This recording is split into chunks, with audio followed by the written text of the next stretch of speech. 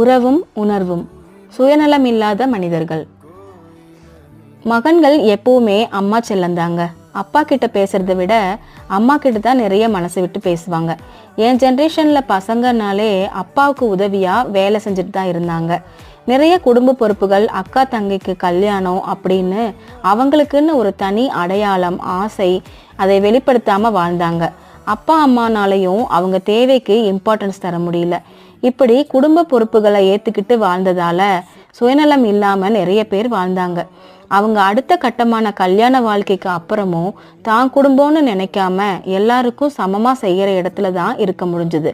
அம்மாங்களும் தன் மகனுக்கு உனக்கான தேவைக்கு நீ எடுத்து வச்சுக்கணும்னு சொல்லி கொடுக்கல. இனிமேல் வர ஜென்ரேஷனுக்கு இந்த மாதிரி லைஃப் கிடைக்குமான்னு தெரியலங்க. ஆனா இந்த மாதிரி மனுஷங்களோட வாழ்ற நாங்க ரொம்ப கொடுத்து வச்சவங்க தாங்க.